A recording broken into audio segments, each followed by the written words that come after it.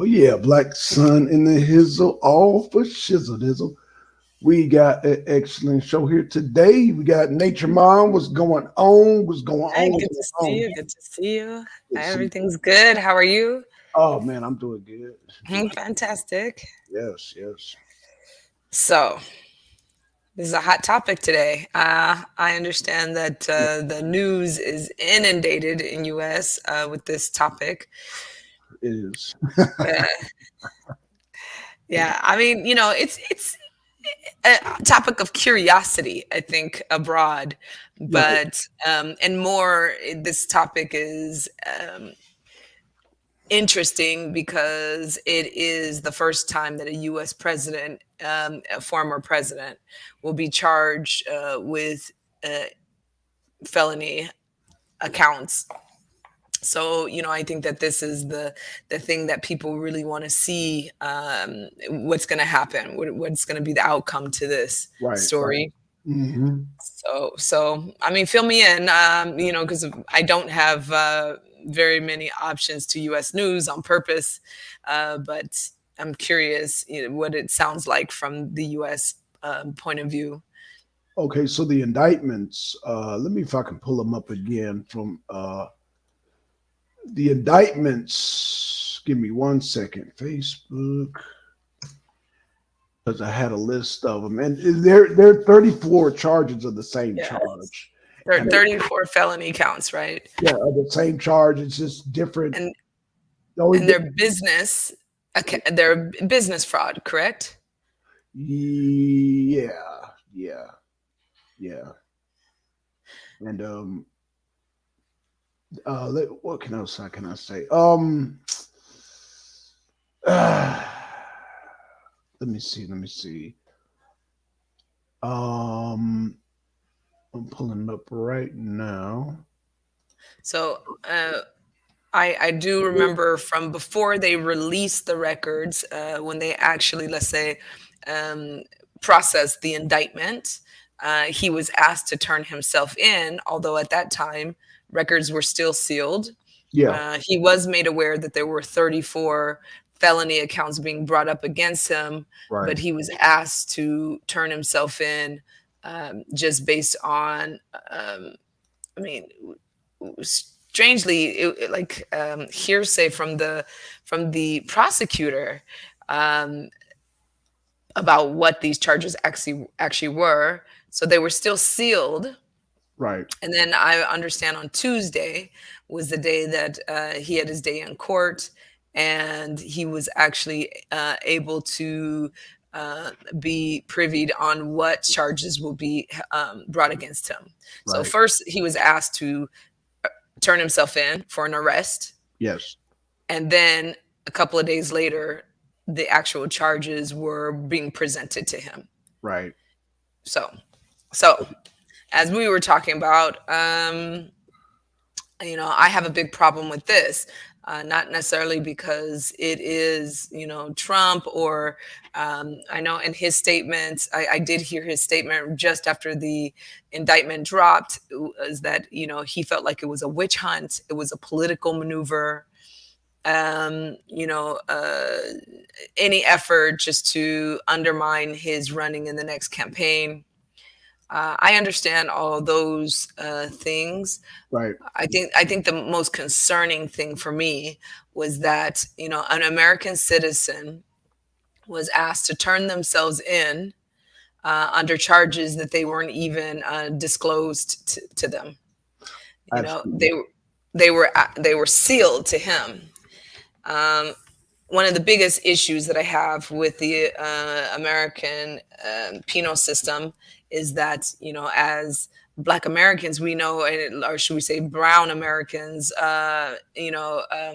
illegal immigrants, we know that these types of charges are brought up against people um, in that demographic all the time. Right, They're not able to completely understand what their rights are before being detained, and as if they're there.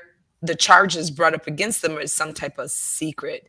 And I Right. think that that is something that really steps over the line of of you know um, constitution constitutional rights of American citizens, whether it's him or anyone.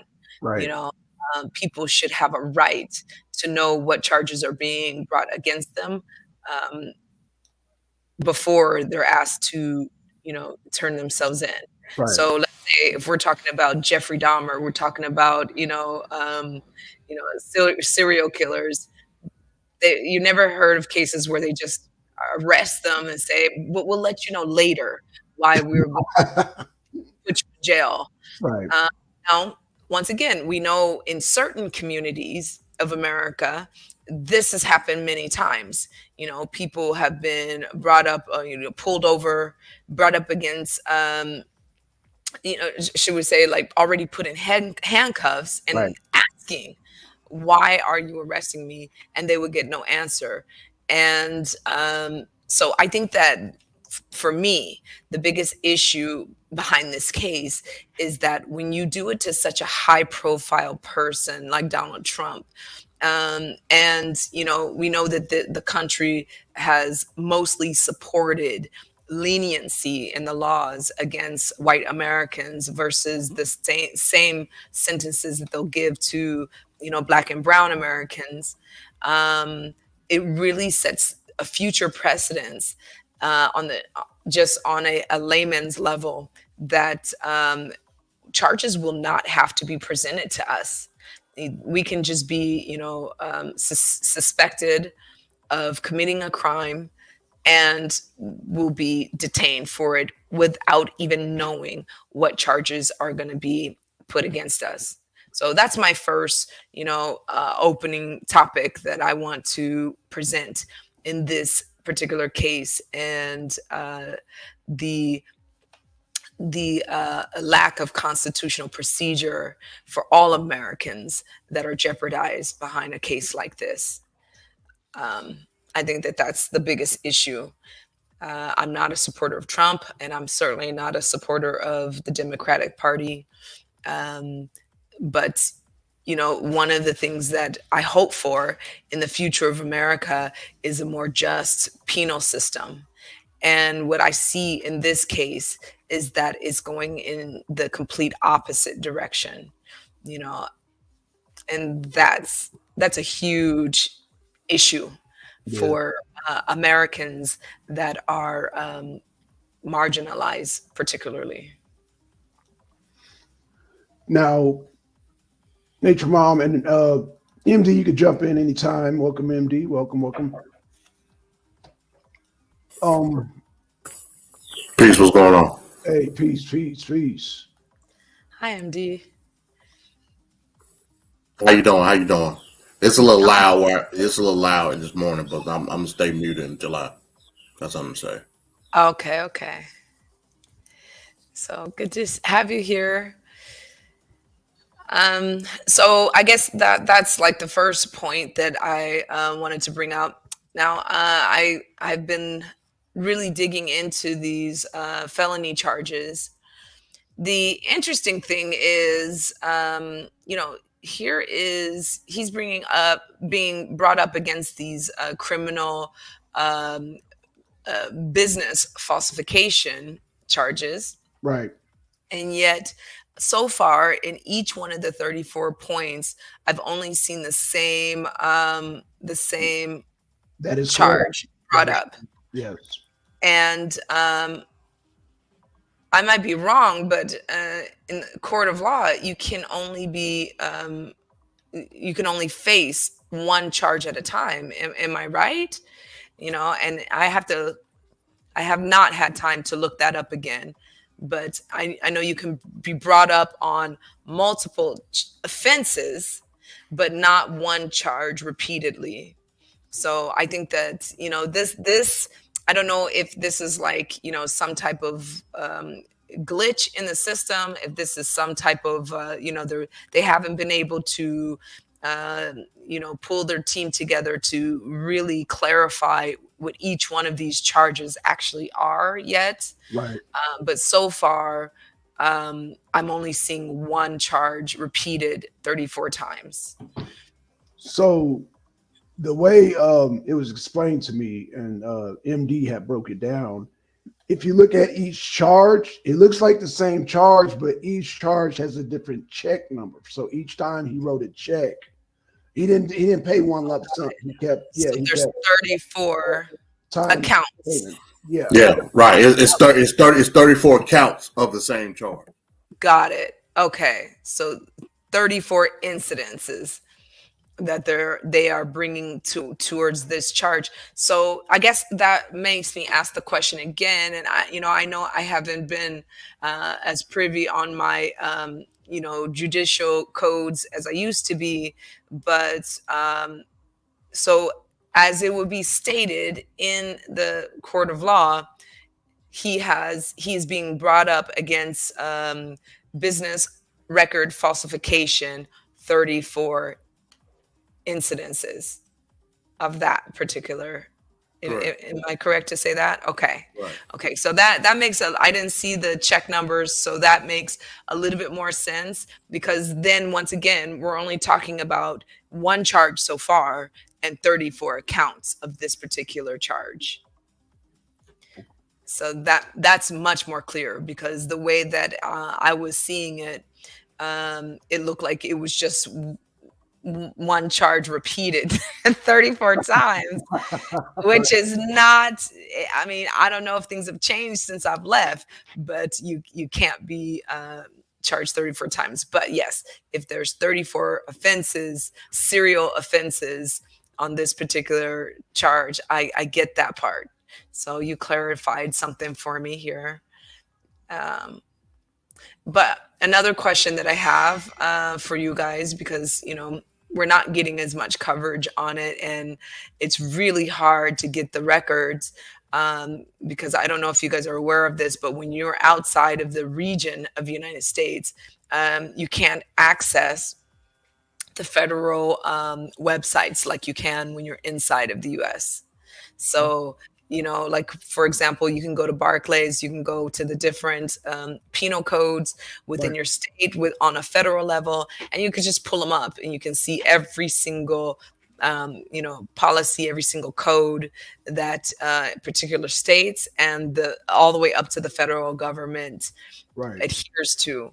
And when you're outside, you're completely blocked from it unless you're better at hacking than I am.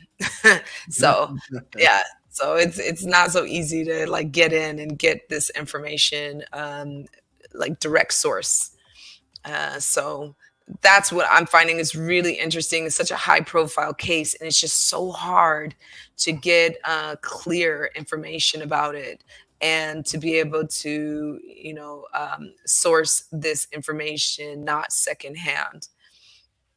I think that that's one of the issues that I have with all, penal systems that operate in this way. It's the case is the people versus Donald J. Trump, right? So if the people are their tax dollars are trying this case, it's in the name of the people, then I do believe that these records should be transparent to the people. So I have another issue with that, because here we are, in 2024 almost, and you can't get clear information. There's no transparency, Right. when you're dealing with these governments. So I think that is, really, really something that's going to be a pinnacle in this particular case, because Trump has the opportunity to really, with the lawyer, I can't even say that word today, lawyering up he's able to do. Right. I think that he's going to really challenge the system in a way that individuals like us only had hope to. And it's interesting how it takes them, pulling the same old game, on one of, their own their own good old boys, to break something like this open. And I think that that's going to be something really interesting as this trial goes on, as the elections are going to come up, because he will have the opportunity to like really bring out all the flaws of the and the corruption of the judicial system. Even though he's going to try to use it for his own benefit, he has this opportunity. That's very interesting because now MD had a theory. He was saying that number one, this definitely gives him publicity Oh for yeah, because he's running again. I don't know if you yeah. knew that, Nature One. I heard rumors. No, he's running again. It's not a rumor. That's So he's actually like he's petitioned to yeah. be on the. Okay. Do I got that straight, MD? Is it official?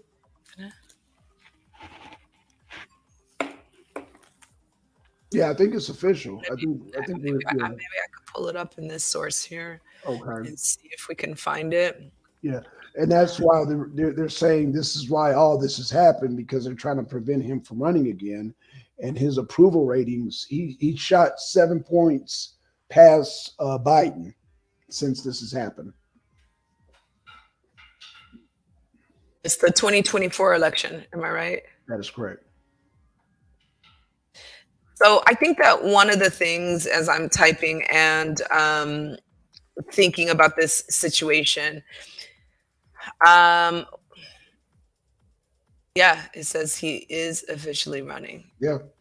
His results. Yeah. Mm-hmm. So I think that one of the things that's really, really interesting about this case is that, usually in the judicial system, U.S. judicial system, when a case is presented to the judge, there's a certain amount of time when both parties are able to present all of their evidence pertaining to what the case was originally filed for, right. And then the case is kind of locked in. So let's say, for example, if we find out, a few months from now, he was eating babies, and, they can't bring the evidence of him eating babies into this case unless it directly correlates with business fraud, and they're using, 'cause the terminology that I was reading is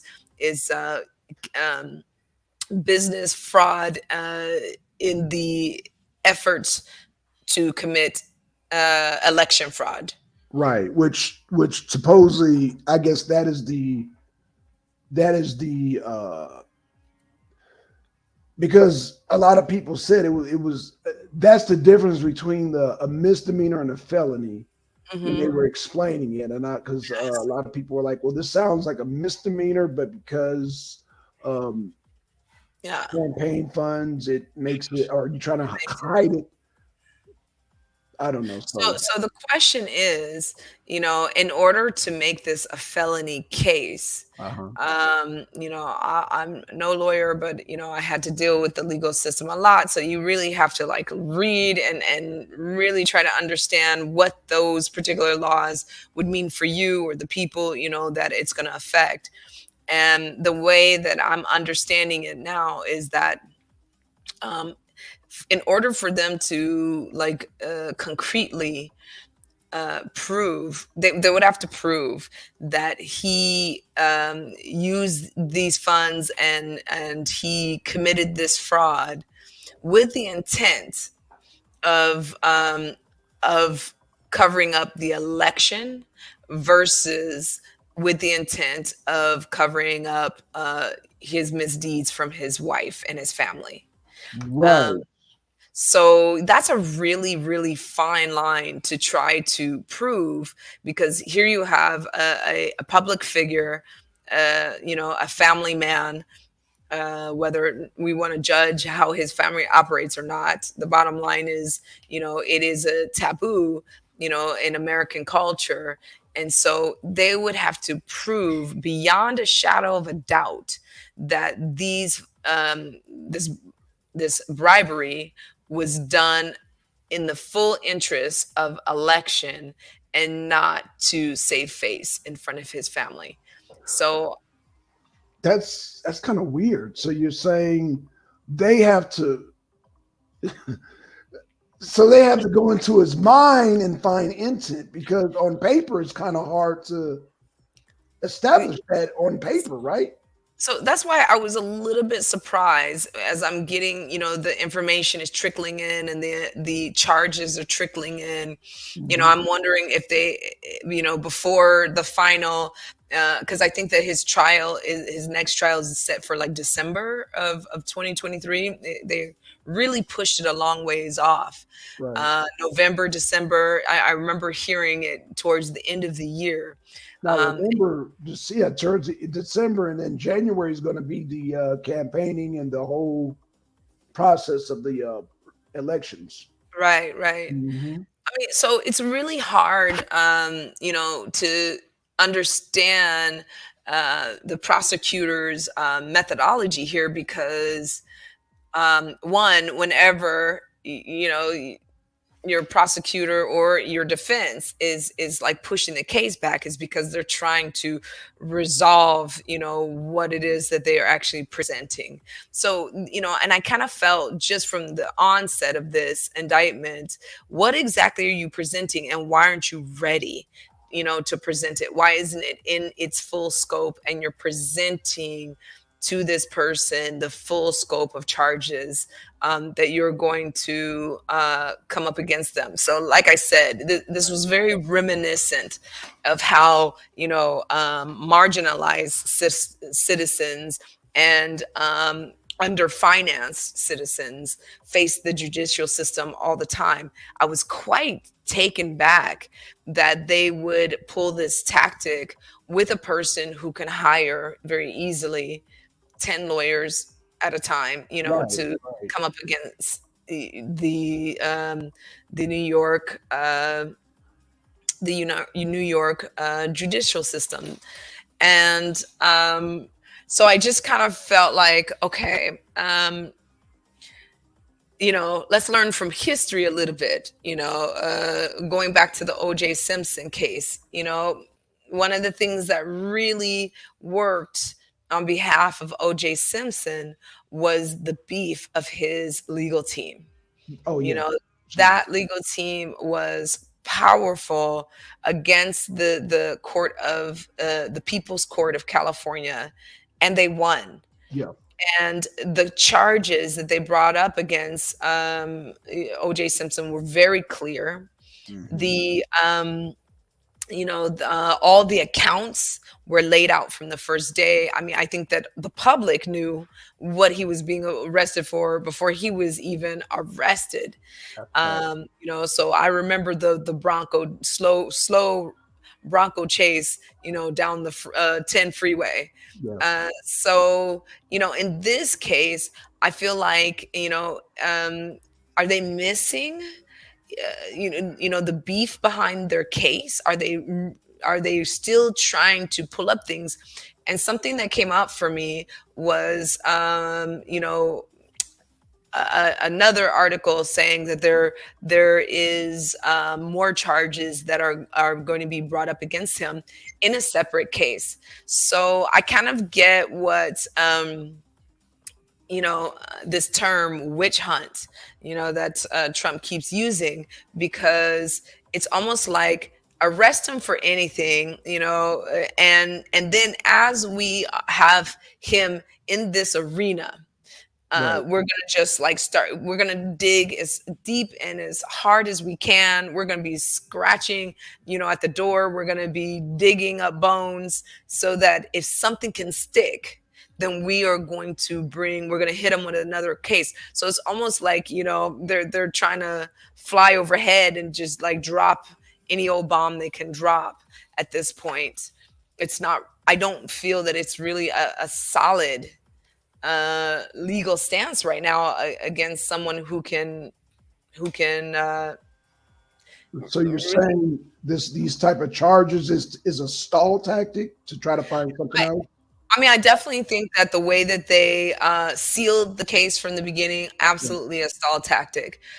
Pushing the trial all the way back to December, Mhm. absolutely stall tactic. And, these stall tactics you see quite often in these high profile cases. So let's bring up another incident like, oh Emergency gosh, footage? Ghislaine Maxwell and Oh, Epstein case, oh yeah, and where there were many, many names that were supposed to be released.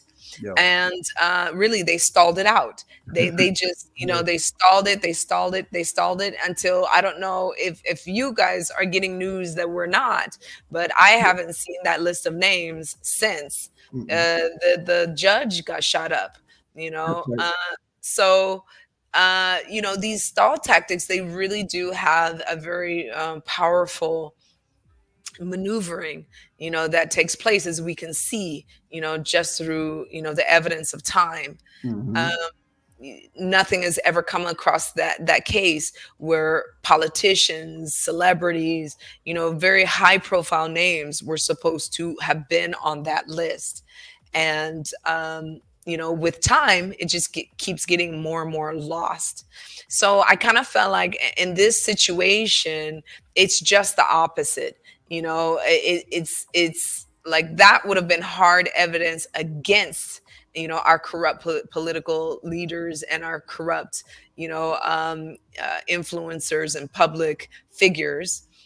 And the public would have asked for immediate action Yeah. if those names came up, because nobody wants someone to get away with hurting children. Right. We everybody's waiting on that list. We were waiting And they're on. still waiting. Okay, I'm Yeah. surprised Yeah. because I feel like they've stalled that out so far that people have nearly Mm-mm. forgotten about it. No. No. Well, Okay. So I don't know. American public is asking for this information still. Um.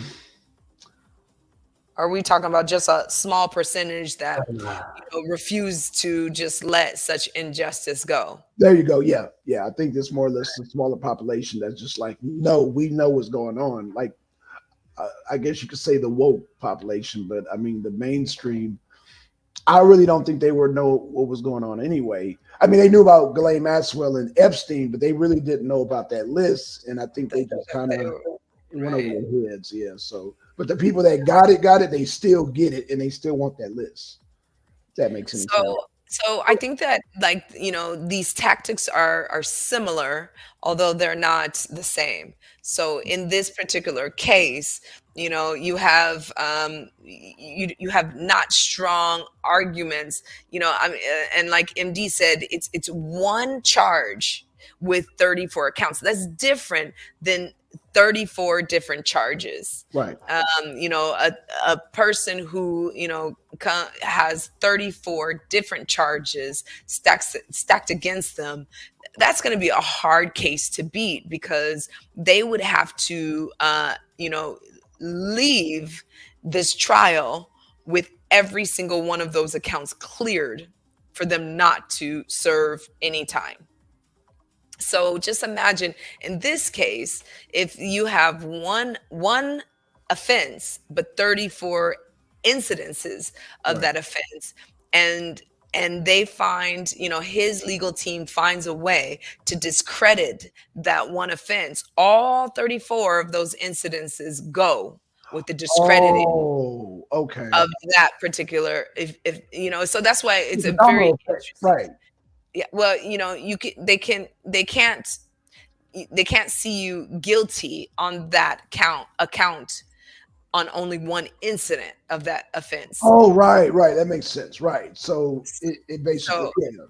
so it's one account with they're just trying to make it stick 34 times. So, I feel like this stalling tactic is quite different, in the sense that I feel like they're really trying to muster up anybody, any evidence, anyone that is willing to join the circus, and Right. be able to bring up something that will actually stick in this case, that his lawyers won't be able to overturn. Because really, absolutely, like being able to, like I said, just that finite, definition of the felony versus the misdemeanor, as I said earlier, is all contingent upon the court being able to prove, the prosecutor being able to prove beyond a shadow of a doubt that he covered it up for campaign purposes, for presidential purposes, not for personal reasons. And that's a really tough one to prove. That is tough because, like you said, I mean, you it's almost like I said, you don't have. I mean, what's written in paper, you basically just going on a theory based on what you conceive, that you're trying to conceive their thoughts, basically. Right. And how are they going to prove that? I mean, like, no, you did not pay her off so that she wouldn't go and tell your wife everything that was done. You did it because of this reason. I mean, right there, that's immediate leading the witness. I mean, I'm just Yeah, giving you a scenario. What are they going to do? Say, no, absolutely, you did it for that. That's leading, the defendant. And there is no way that I can see that one sticking, no, with the type of legal defense that he's able to attain. Absolutely not. right. So, So, are you saying that they want, their goal is to try to get him to confess to saying, "Oh, I covered up"? Is that literally what they're trying to? or maybe to find credible enough witnesses to say that they, have absolutely witnessed and can, stand as a credible witness. Because I think that the witnesses against him right now are like, as I understood it, are actually convicted perjurers. And or the one person I'm thinking of is a convicted perjurer. Yeah, So how are they going to get that to stick? You have to stand in front of the jury and say, okay, he's lied and he's actually been convicted for lying in the court of law, but right. this time he's telling the truth. Tell the truth this time, right? How hard is that going to be? I mean, so I really feel like, these are dogs digging deep for a bone. Mhm. And one of the other things that I think that they're doing in this stall tactic is they are trying to buy time to actually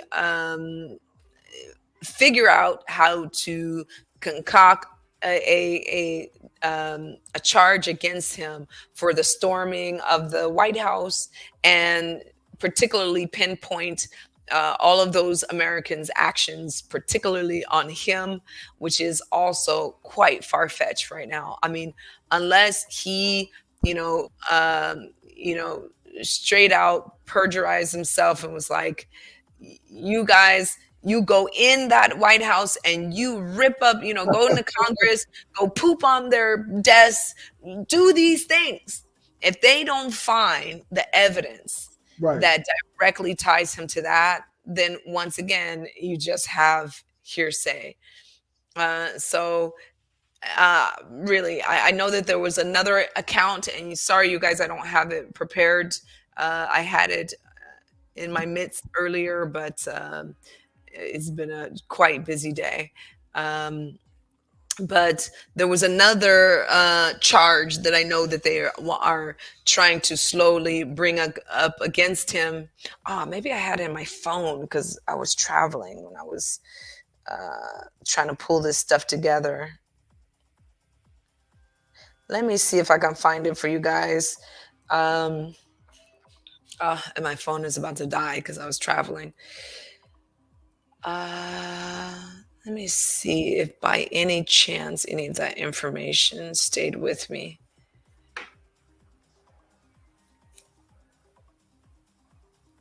No, I don't have it here. Okay. Sorry, guys, I don't have it. But that just tells you how interesting it was for me, because if I felt like it was something that was like, you know, plausible, I would have definitely have cut and paste that any way I can to something. And again, it was just a third case that they're trying to pull up charges that was just non-sticky at all. So I'm Right. just wondering. Was it the I one in Georgia? It was one in Georgia, and there's another one in, I think he said Georgia, and one in, oh, not Florida. maybe Florida. Yeah, Mar-a-Lago. Yeah. Oh, that's right, Mar-a-Lago. That's right. Yeah, yeah. Because they went And in. what was the charge that they're trying, that is rumored that they're going to try to bring another case against him? Do you know? Well, in Mar-a-Lago, they want to charge him with taking out what do you call it? Classified document out of the White House. Yeah. Ah, yes, yes, that was definitely one of the cases. No, I forgot about that one. Thank you. Yeah, him mishandling federal documents. Yeah. I mean, let's be honest, how many of the presidents in the past have taken those documents, to their private islands and onto their yachts while they worked. But yeah, I will, we'll see how that one. So thank you, MD, for reminding me, because that was the fourth case that that I did hear about, being rumored that they're going to try to bring charges up against him. Yes. This one, I mean, the issue, I think, with this particular case is somehow they do have more clear evidence that these documents were found in Florida, not in the White House. So, will they be able to bring up federal charges? Will it be federal misdemeanor, or is it going to be, actually like a felony? Is also to be seen, because we have to know first that there is a very clear penal code against the president of the United States removing documents under every circumstance from the White House, because I mean, he could defend himself, that, like many other presidents, we have an emergency situation. I must go here, but I must attend to this particular case at the same time, with it being my executive duty. So I also feel like that one is going to be really tough for someone who has as much business savvy as him, because, a United States business person, believe me, I've worked with a lot of businesses around the world now.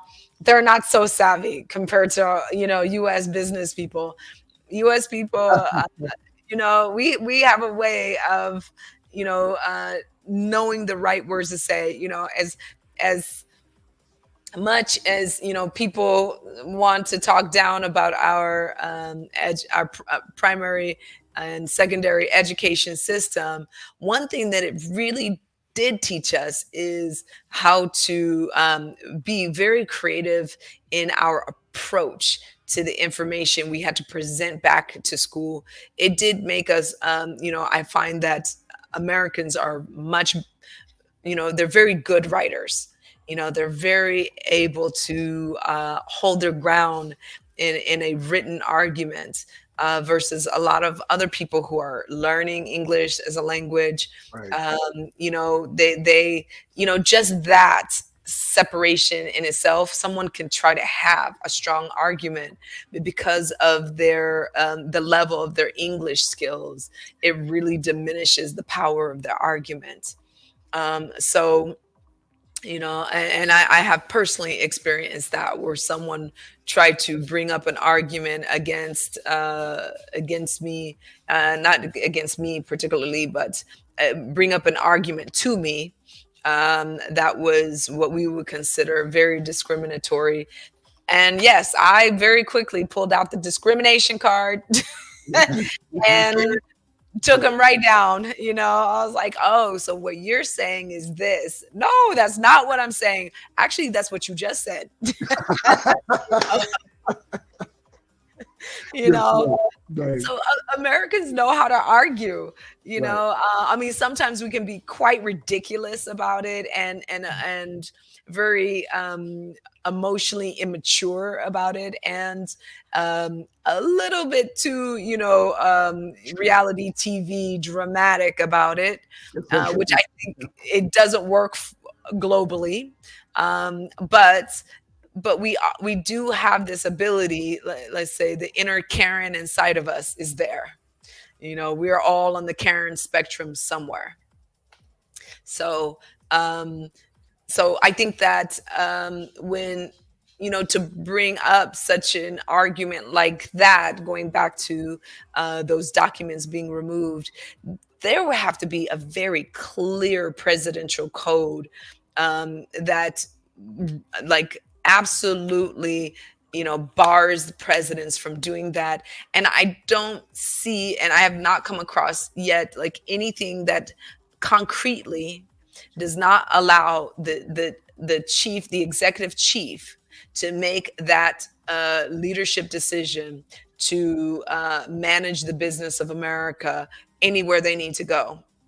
If And I that's going to be a tough one. if I recall, Nature Mom, Mhm. and they MD could correct me if I'm wrong, they found some documentations in Biden's garage right next to his Corvette.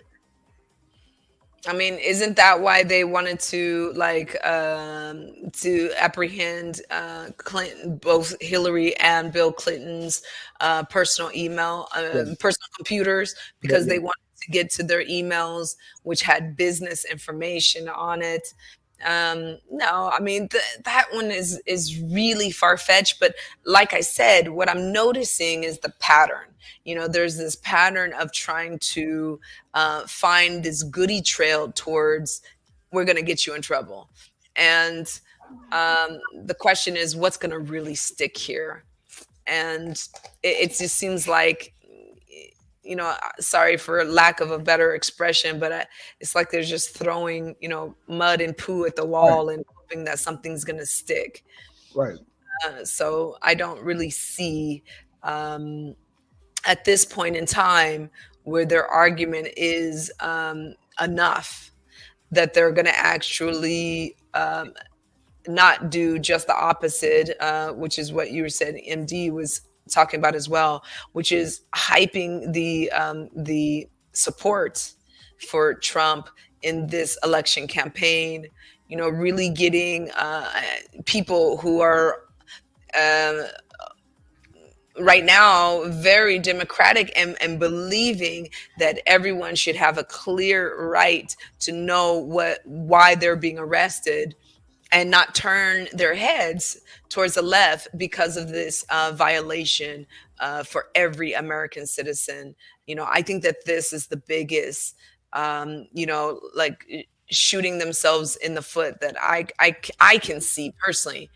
I don't, I'm not saying that Trump is above the law in any way, but you've used these same tactics against people, that you knew did not have the proper legal representation, and you've left people in jail for, extended periods of time without even having a clear, honest charge against them. And so I think that that is going to really rally and get people very emotionally attached to this case, because there's going to be, hit dogs out there that are going to howl because they personally have felt that injustice. You know, it's funny that you mentioned that because we talked about how, yeah, like I said, you got the primary and then you got the presidential. They just did the poll just as far as the current standing president, you know what I'm saying? And he's got 7 points since they did when they opened up the said, he's indicted on these charges. When they had the list, the indictment, Trump's approval rate went up 7 points. Hmm. To back what you're saying. Now, another charge, which is interesting, and I think it's been mentioned, like in Georgia, it's all over a phone call, which I'm not sure I know about the phone call. yeah, it was. They're trying to say that he wanted to try to persuade somebody on the phone. I think it was the Governor Kemp, if I'm not Yeah, mistaken. it was Governor Kemp and it was Rathensberger. That's The what it was. the state head of what do you call it? The The basically he was the head of the polls. Okay. Like he was in head charge. Trump called and they were Uh, trying to say he was trying to coerce them to do something about the count in Georgia. Okay, so that was the other information that I did come across, that his asking for the recount because he said that the election system, the same electronic system that's being used in Venezuela.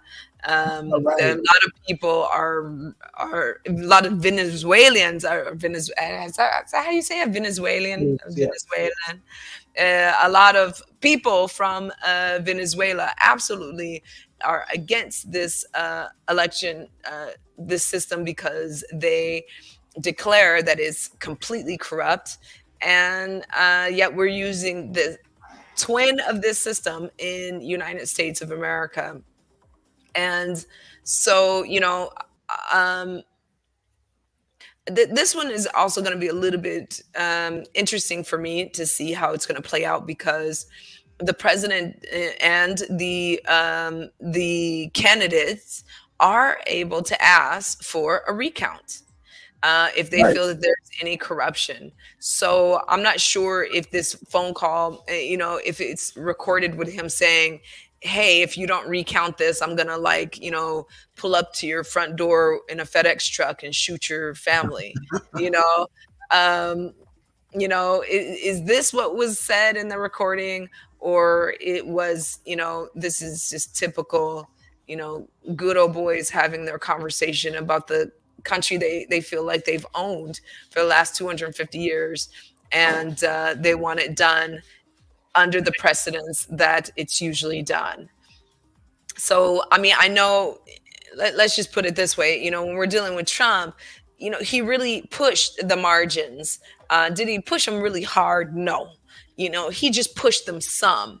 And, people are crying because it's this push shows the cracks and the systemic, imbalances of justice very clearly. And he, let's say, used the same old game against the good old boys, and and good old girls, if we want to throw Pelosi underneath the bus with them. um, so the question is, did he really cross a line of let's say of authority? That's to be seen.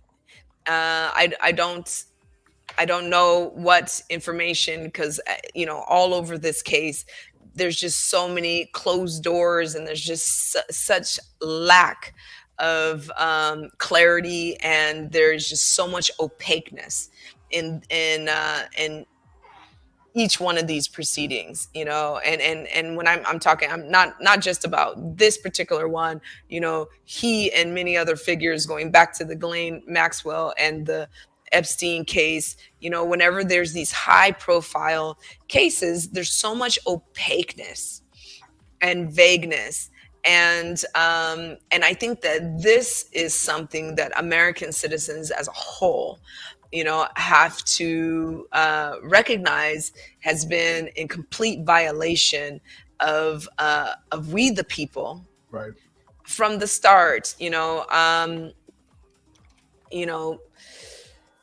So with that being said, I'm wondering, is this going to be a situation where the lines are going to be pushed so hard that it's going to really show the cracks, in the system, because they're going to crack more, or is this going to end up being just, where they're going to eventually lose to silly arguments and not really be able to bring hard enough evidence forward, and they're just going to back down like they have in the past and bow down to, taking another, term of, loss of seats and loss of party representatives. Right.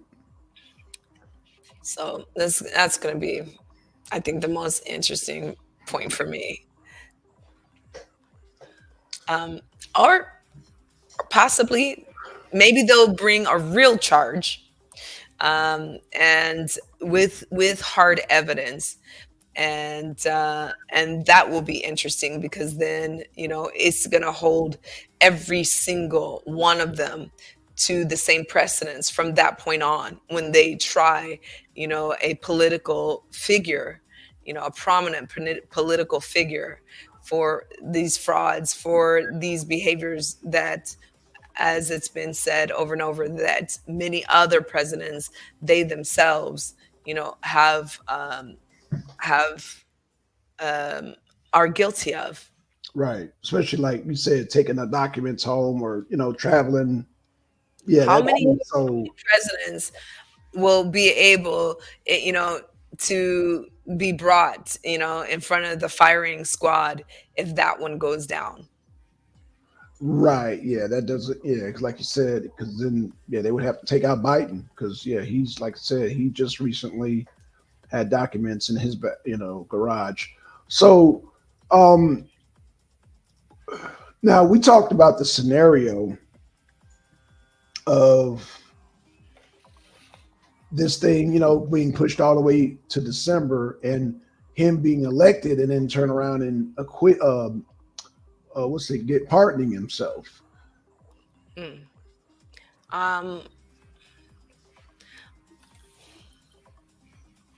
not sure that that's possible. I would have to look that up. Okay. If the president would have the executive power, he has the executive power to pardon, but to pardon himself, that would be interesting.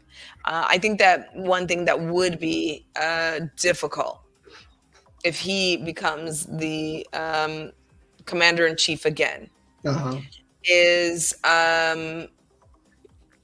well, I guess really, what you're saying, because it's all new, right? It's all new. yeah. So I mean, that would be really. I mean, they talk about an unprecedented event. We'll probably see nothing but unprecedented after unprecedented from this point on. A president pardoning himself. I think that one of the things. Wait, that's not possible if he becomes president. I'm not saying that it's not possible. Like I said, I would have to look that up deeply, because of course, it's never happened before in time. But the question is, would it really stick? I don't know. I'm not sure if that is a possibility. But stranger things are happening now. But let's look at it theoretically. So, the president, is he able to pardon people? That's number one, right? He's able to pardon others, absolutely. Okay. So why couldn't he turn around and pardon himself?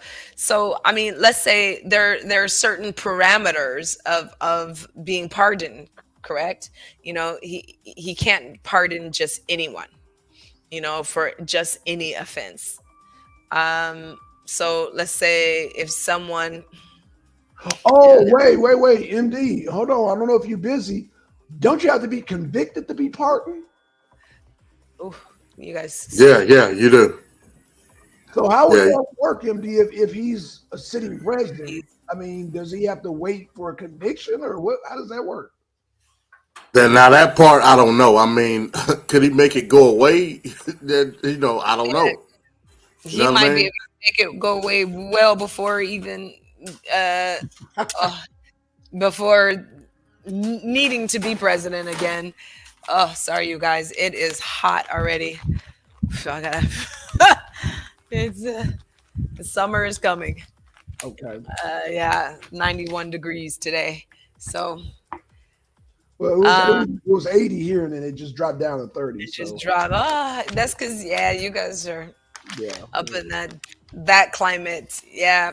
yeah, Um, so yeah, that part, I'm with MD. I have no idea, and um, gosh, just to have to ask that kind of question right. It's just kind shows how far we have gotten from honest president, you know, or or even questioning has there ever been one. Um, so yeah, that I would have to look up, but I think that's one of the interesting things is if he is taken far in this trial, where there's a possibility that the jury can convict him, and this is something else I'm very concerned about in this secretly sealed indictment, right. is they decided to file this indictment in the city of New York because that's where he currently is. But the question is, normally, aren't you trialed in the state where you committed the offense? And the thing that's very interesting about this is that he was not serving as New York president, or wasn't even living in New York at the time that he was campaigning for the White House seat. So shouldn't this be taking place in DC, the trial, and not in Manhattan? And the other thing that concerns me about the trial being chosen to take place in Manhattan is that Manhattan is a majority blue state. Right. And, under the Constitution, he should have a right to be fairly trialed amongst his peers. So very easily, I see a case for his lawyers to really argue whether or not he will have peers present for his jury. So I think that that's a tough one too. This also looks like another tactic to prolong this, another tactic to transfer the case. And so there's just so many variables in this case, in this strange event, that we are going to see many first times. So, if he in the middle of it becomes president, and maybe he would even have the executive right to dismiss the judge and sit in his seat. You never know. This is a strange. Biden's done that too, but in another country, in Ukraine. He actually had some prosecutor that was going after Hunter Biden in Ukraine, and Biden got on live TV, said, "Look, if you want that money from Obama, I'm gonna need y'all to get rid of that dang prosecutor. Y'all got so many hours before I leave, and you're not getting that money." And he's straight up. And then they were like, "Oh, well, Obama's sending money." He said, "Well, all I gotta do is call Obama." And he bragged about it. So, man, I would like to see that. If you can find some footage on that, that would be great. You know what? Yeah. That ready for you next week. I will do yeah. So I think that, needless to say, we are going to see a crazy monkey show that we've never seen before.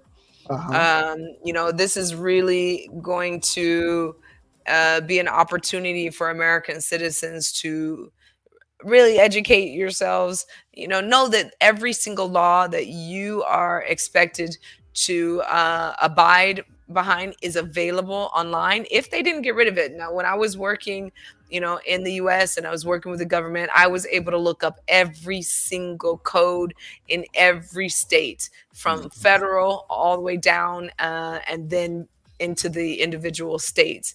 And which one is the preceding penal codes? Is it going to be the state or is it going to be the federal? It was all there. And so this is really an opportunity to beef yourselves up on your legal, basic legal knowledge, and And let me just say, this is going to set a precedence for the future. Absolutely. And it's going to be interesting to see how this individual businessman who used to be the president of the United States is going to be able to deal with this and face this situation. But as I see it now, I think that my prediction, if I could close out with that, is that he's probably going to transfer the case to another Venue. state. Mhm. Yes, exactly. And his lawyers they're going to be all over these, this one charge with 34 events. Right. Um, so unless they come up with something, and I don't remember what the window of time is where the case, I mean, I suppose, I'm not sure if every case is different, when you're dealing with, let's say, a business fraud versus, like a homicide. I don't know if it's that different, but they have a certain amount of time to be able for both sides to present their evidence. So Right. I'm really looking forward to that next step and to see what evidence is going to be presented before the court and the people. Okay. All right. Well, no, because I know, yeah, it was discussed about prolonging it and making it a quicker case. That's also another tactic that I've heard. But yeah, yeah. Um, It would be a quick case if they had more accounts and more hard evidence. right. You know, stalling works great in every sport, tennis, you know. Right. Good point. Good point. Oh, I did find before you got did find that video. Oh, great. Okay, so let me share it real quick with y'all. Let me know. Oh, hold on. Cancel. Wait, present, share. Windows. There we go. Okay, so I don't see the. Okay, hold on one second. Let me. Okay. Do you see Biden? I see him. Okay. I know how to. Okay, here we go. Can you hear it? Do you hear it? Nope, I can't hear it. Oh shit! Hold on.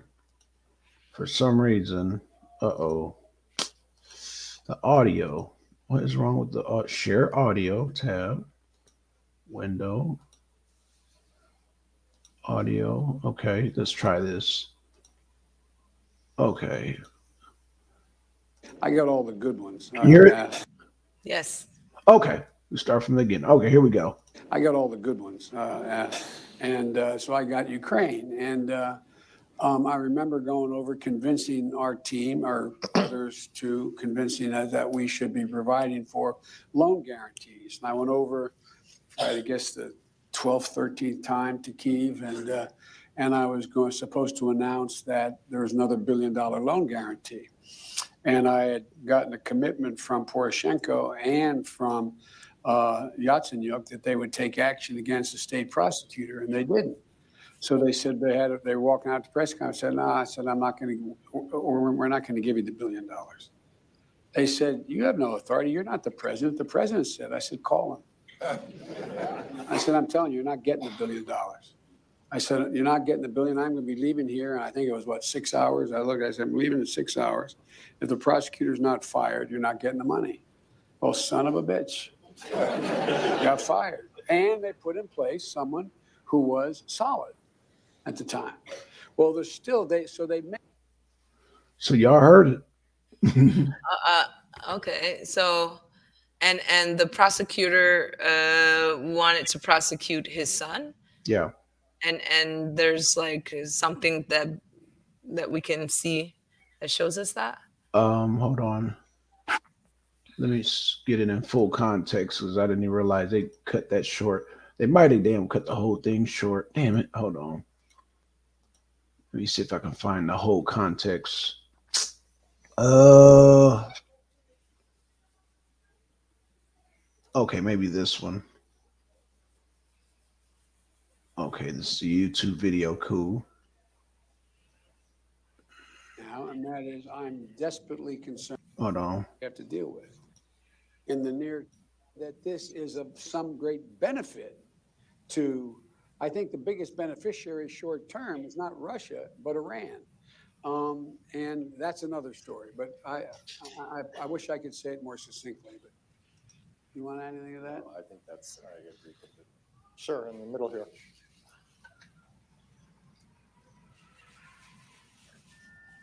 Thank you. Scott Moore from the World Bank. If you hold the microphone closer, we're not picking it up very well. Sorry, Scott. from the World Bank. You mentioned that you believe that Russia's interests kind of eventually lie more in terms of engagement with the West. But I'd just be curious in your relationship, or I'm sorry, your assessment of the relationship between Russia and China and the direction that that might head. I don't think it goes anywhere good Okay, for Russia. let me push it ahead because I'm trying to get the full context, y'all. Sort of a deal on Eastern. Hold on. They said, you have no authority. You're not the Okay. perfect example. I was not but it just happened to be that was the assignment I got. I got all the good ones. Russia for their aggression, engagement in Ukraine in a military sense. Do I think I think the Donbass has potential to be able to be solved, but it takes two things. One of those things is missing now, and that is I'm desperately concerned about the backsliding on the part of Kyiv in terms of corruption. They made, I mean, I'll give you one concrete example. I was not but it just happened to be that was the assignment I got. I got all the good ones, so I got Ukraine, and I remember going over convincing our team or others to convincing that we should be providing for loan guarantees. And I went over, I guess, the 12th, 13th time to Kyiv, and I was supposed to announce that there was another $1 billion loan guarantee. And I had gotten a commitment from Poroshenko and from Yatsenyuk that they would take action against the state prosecutor, and they didn't. So they said they were walking out to press conference. I said, no, I said, I'm not going to, or we're not going to give you the $1 billion. They said, you have no authority. You're not the president. The president said, I said, call him. I said, I'm telling you, you're not getting the $1 billion. I said, you're not getting the $1 billion. I'm going to be leaving here. And I think it was, 6 hours? I said, I'm leaving in 6 hours. If the prosecutor's not fired, you're not getting the money. Oh, son of a bitch. Got fired. And they put in place someone who was solid at the time.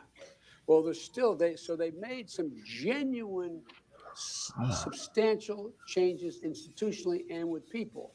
But in one of the three institutions, there's now some backsliding. The courts there, and yes, and they had made that commitment that they wouldn't do that. And so when we left, the first thing I spent a lot of time, as did Mike, because this was his territory as well, and people like Charlie Kupchan and Victoria. And anyway, there were a lot of good people we had working on this. We spent a lot of time with Vice President Pence because I was worried that they would make a mistake there would be a sin of omission rather than commission, failing to do certain things or say certain things. And that was at the time when. Okay, I can't find the context, but I'll have it for you next week. Okay, yeah. Yeah. It's kind of hard to find on the spot. Yeah, it is. So I'm gonna have to go through it and then I'll put it in the context. But But I see what you're saying. I mean, I think that's an even interesting, statement for him to brag about, using, loan guarantees as leverage to force countries to make political moves within their own, cabinetries. And, it just shows the level of, puppeteering. And so you know, so we really will see with this case, because I think that Trump has a lot of opportunities to uncover a lot of things, and particularly with some cases that we're still waiting for resolved. You know, particularly the Epstein case, and you know, he might be able to bring some of that information forward in this case, just let's say as arguments, in so many ways. And I think that you know, publicly he can do a lot of damage because he was there. You know, he was there at the island. You know, he knows the things that are going on, um, that have been going on behind the scenes. Wait. He was there. What were you referring to? He just for the. Uh, he admitted to being there. You know, so he said quite often, yes, I was on Epstein's island. You know, he and some of our colleagues have a younger taste in women than I do, is how he put it. I do Uh, remember hearing that. Yeah. so you know, I think that um, you know, he's a dangerous guy to, you know, play with, because you know, when you know, he's not going to easily be an Osama bin Laden case. You know, he's not going to easily be, you know, a Saddam Hussein case. You know, where you're going to easily get American citizens to just buy whatever propaganda, and oh, he's different from us. He's not our guy. Oh, It's a he Muslim. is. Yeah, he's a you know, look, black man, shoot.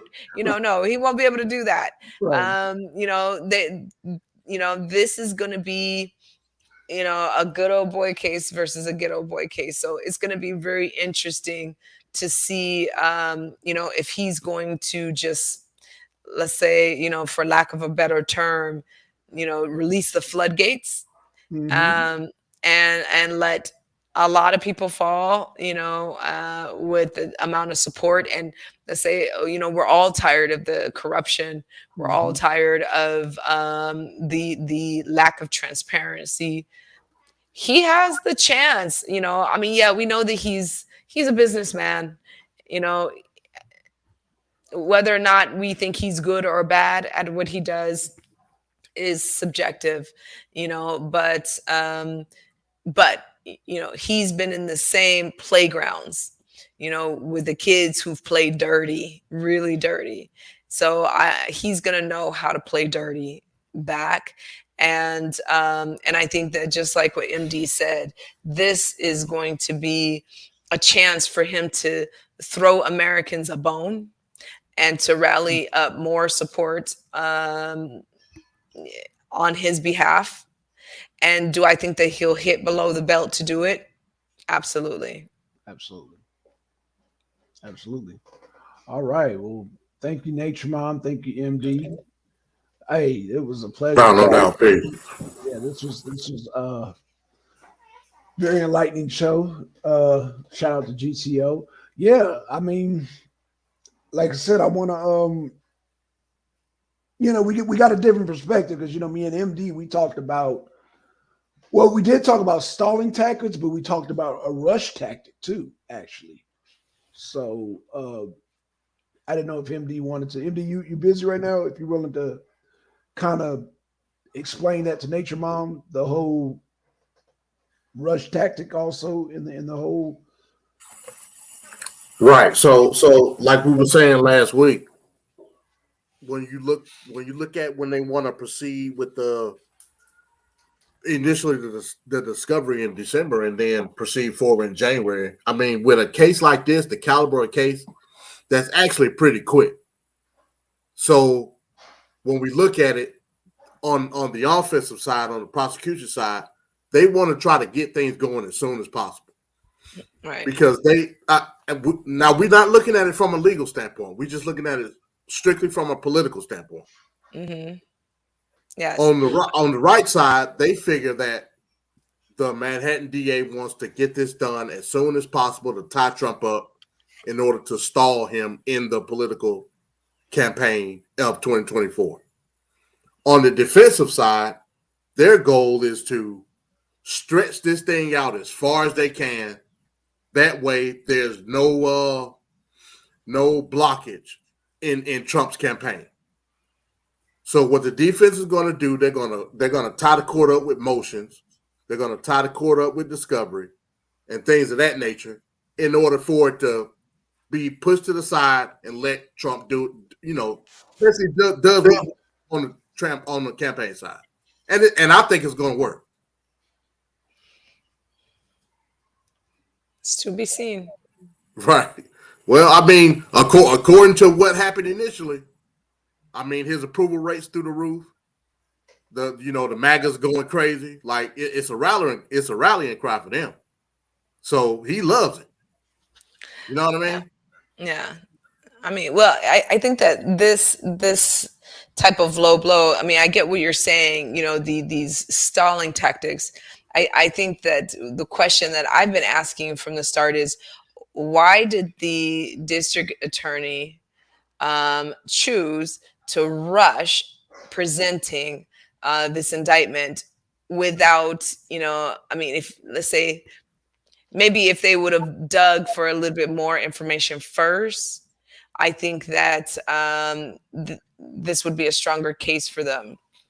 I feel like, as I said earlier, I feel like he rushed to file this indictment, and more than likely for political reasons, because why else are you rushing this?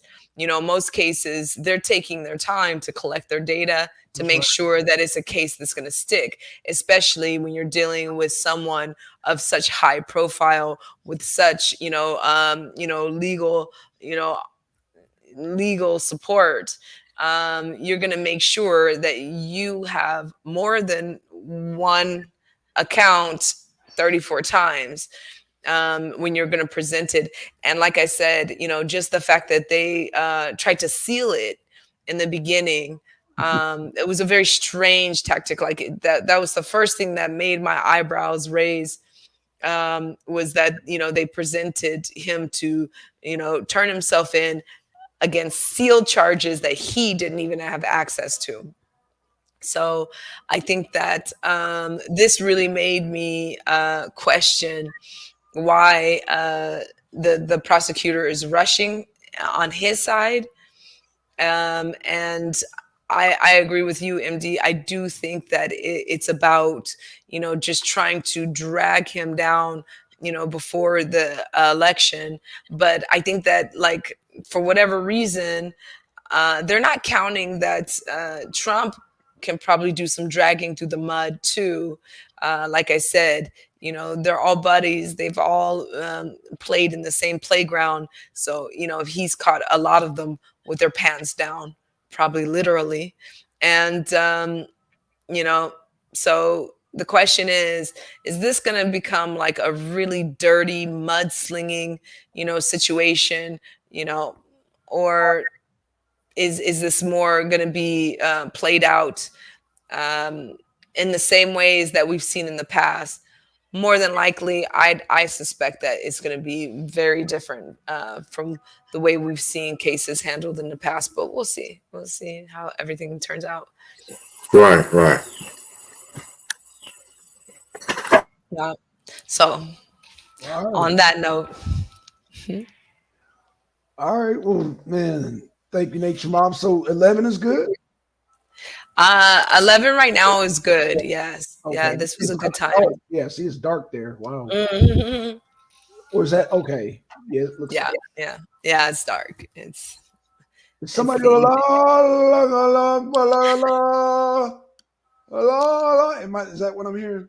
yes. La la la. Okay. It's prayer time. Oh, okay. Yeah. Okay. Yeah. All right, y'all. And they're in the middle of Ramadan. So It's kind of loud. Yeah, I don't know. This is quiet. Oh, that's quiet. Dang.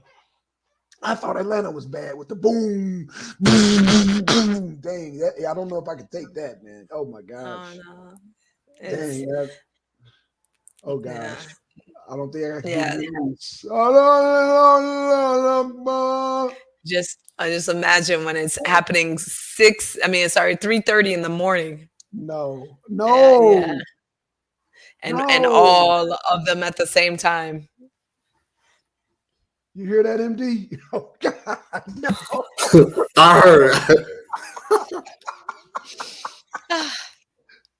Oh man. Yes. But hey, MD can't talk because he live in Snellville. No, no, thought they were. Oh, Yeah, I'm in Beaufort. Yeah, I hear. Yeah, yeah, I hear.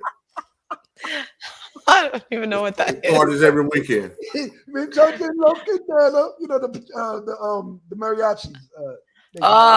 Okay, okay. Yeah, so damn, I guess there's no escape. I gotta move to the damn mountain somewhere. Oh no, I can't move the mountains. I'm here. Yeah, yeah, yeah. Yeah. I can't. I can't escape. No. Damn, damn. No. The world is niggified. I see, but you know what? Let me just. Everybody's niggified. Oh shit. Okay. All right, y'all. Let me get going before I get really stupid here. All right. Thank you guys. MD, always a pleasure. And everybody out there, thanks so much. All right, y'all. See us next week with Nature Mom. Tomorrow we got Champions Corner with MD. Tonight, you in the mood tonight to do a pre-show? MD, is up to you, man. I don't know if you. Yeah. Pre-show should be fine. I don't know about a post-show though, because it depends on. Oh no, that's fine. Yeah. I know. It's Yeah. Sunday. Yeah, it's Sunday. So It's Sunday. That's what I mean. Yeah. So yeah, I don't know about a post-show, but we can do a pre-show. Okay, cool. So we'll probably do a pre-show later. I'll contact Gang if he's studying, so I don't know. So it's gonna be an interesting debate, Nature Mom. I don't think he's met Rio, but Rio, he's from Atlanta. But Yanga and Rio are having I'm just gonna say I can't even repeat the title. It's something about Ishmael and Isaac. Which one was the Abraham supposed to sacrifice? Okay. So, of course, Rio, we call him Mr. Howe, he's a Southern Baptist, and Yanga, he practices Islam. And so, the Christians just the flip view, yes. Right. They, you got one sign say, well, it's Ishmael and no, it's Isaac. So it's gonna be one of those type of debates. So yeah. Yeah, I know. I know. It's supposed to be a big debate because these are two big names, but yeah, the title I was just like, ugh. But yeah, so that's what we're gonna try to have a pre-show on. So hopefully they'll both join us because they both. And what is the Arabic name of Isaac? The real name, the original name? Ishmael. Of Isaac. Oh, Isaac. Oh, It's like Itzhak. Itzhak. Okay. Yeah, the Hebrew name. Okay. I would have to ask someone, who reads the Quran here, because when you hear them say it, it's very different from like even a lot of the Arabic. I've not Arabic, but let's say Americans who are learning to speak Arabic. I've learned even, for example, like a lot of people say, for Ramadan, Mubarak, and it's not Mubarak because there's no U. It's Mbarak, so I'll probably get more of a sense of who they're speaking of if I heard the Arabic name, because that's what I'm hearing more. Right. Yeah. Oh man, E Bizzle just joined this thing. E Bizzle, E. What's going on, E man? You dang. Oh man, we about to close it out. Damn, E.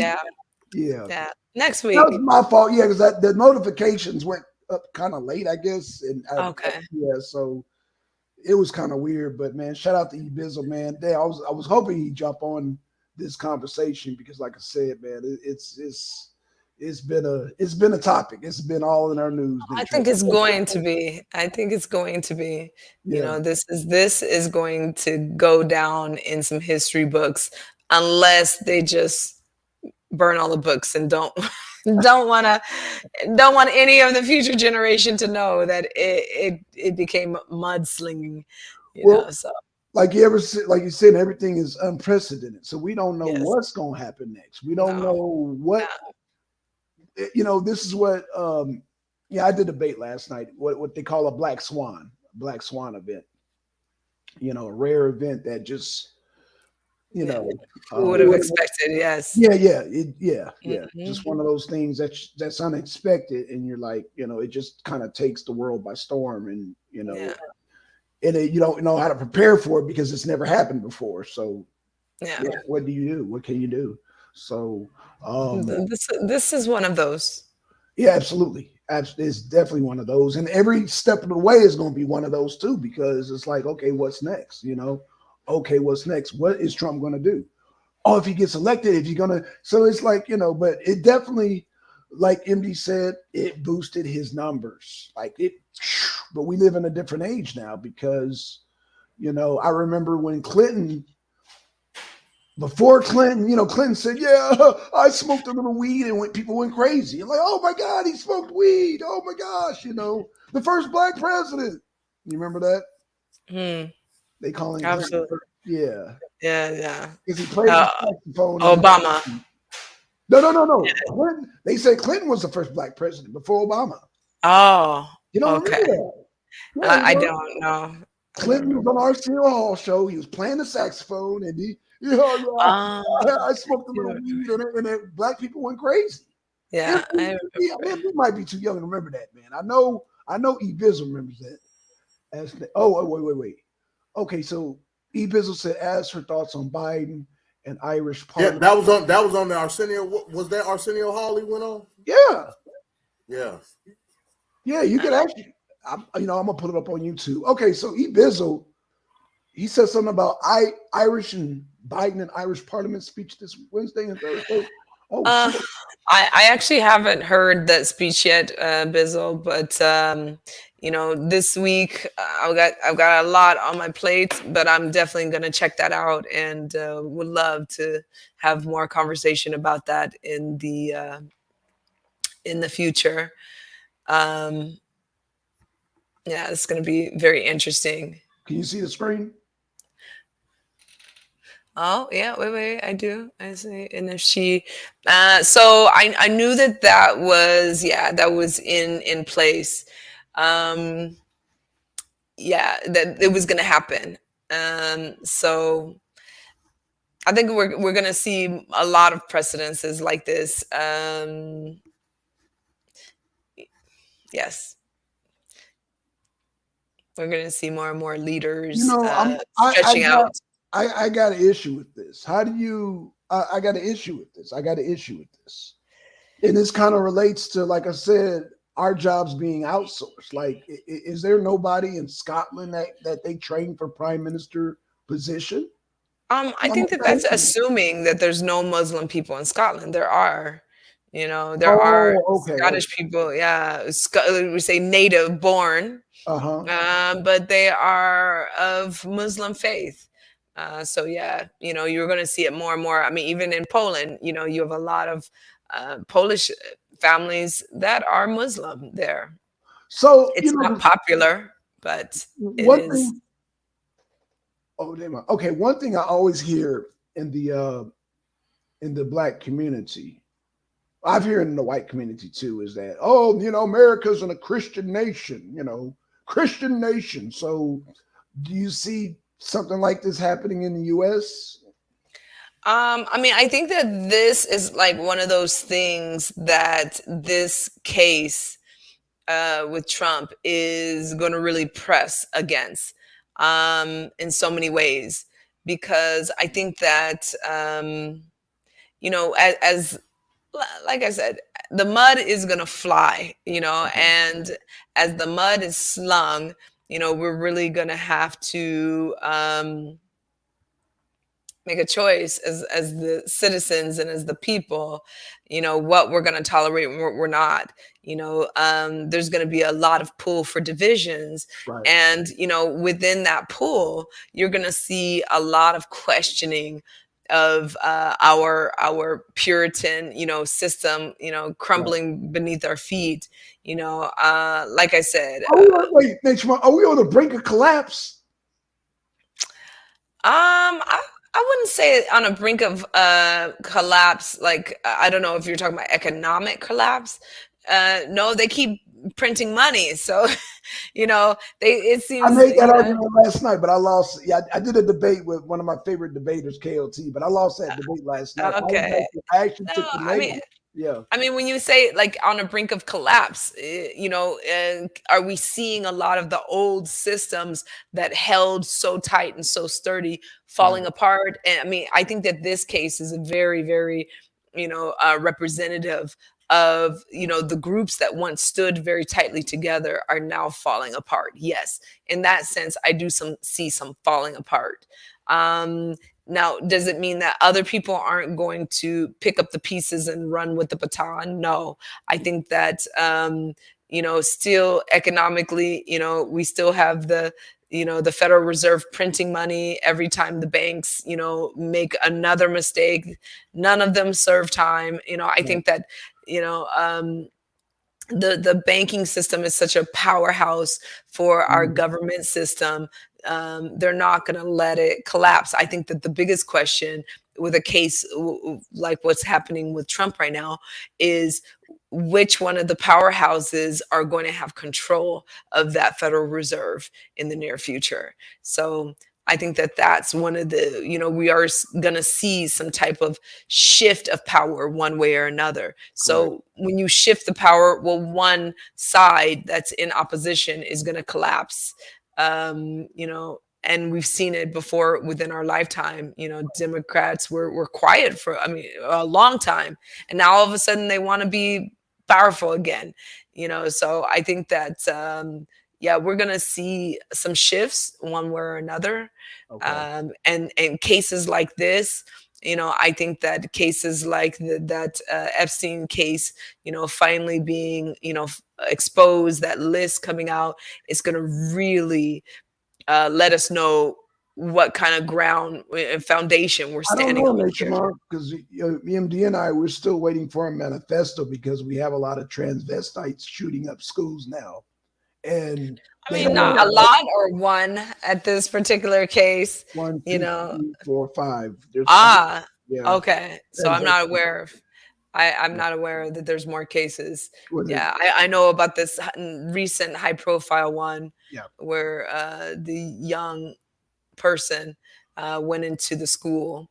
But so now the profile, I think what's interesting though, like, okay, so yes, the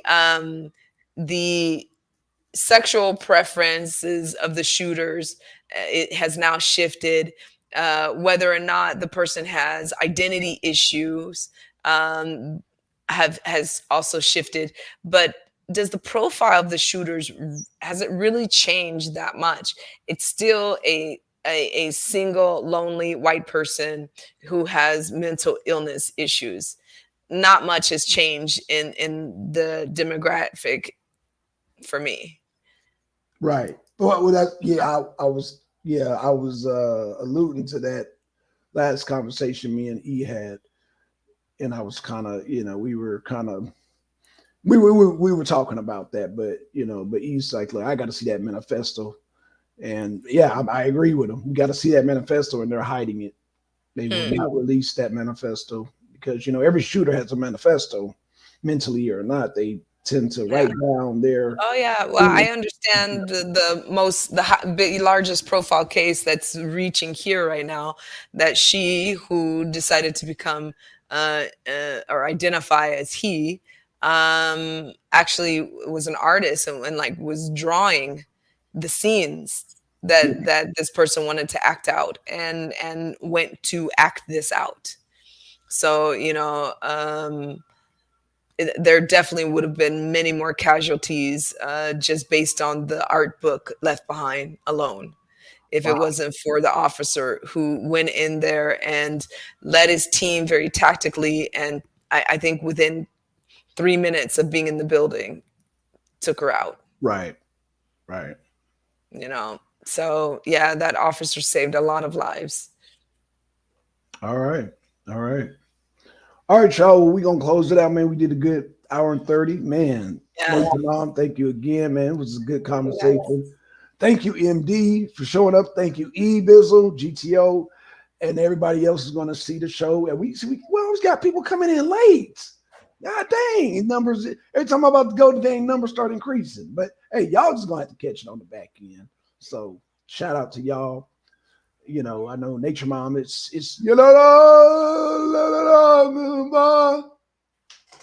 I'm sorry. What happened? It's getting late where she's at. Is what I'm saying. Oh God. I'm just saying.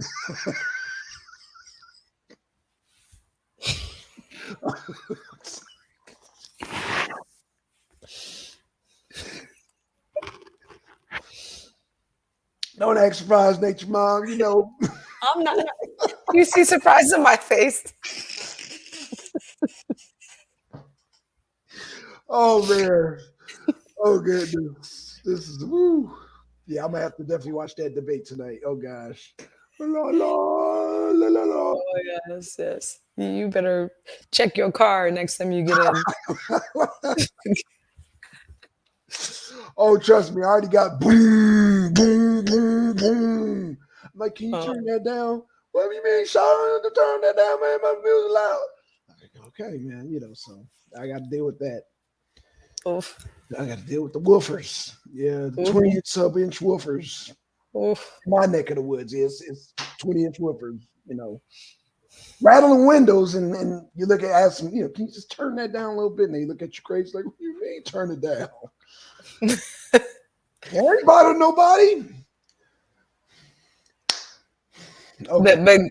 But go up to their house and play some loud, like Mozart, and see what happens. Right. Or just flash a flashlight at them as they're, coming in at 2:00 in the morning. But anywho, let me get off before I get myself in trouble. Too late. Yeah, I know, too late. Oh gosh. All right. Yeah, as you know, I'm not a fan of noise, just unwanted noise, man. I like, because the squirrels like to talk to me, and the birds, they trying to come here. I'm trying to understand what they're saying. And I can't hear over all these noises. I gotta talk to the squirrels, people. All right, Dr. Doolittle. I know. All right, y'all. All right, well, we are out. Thank you, Nature Mom, once again. We'll see you at 11. Yes. Okay, cool. And with that being said, we out. Peace. Audience.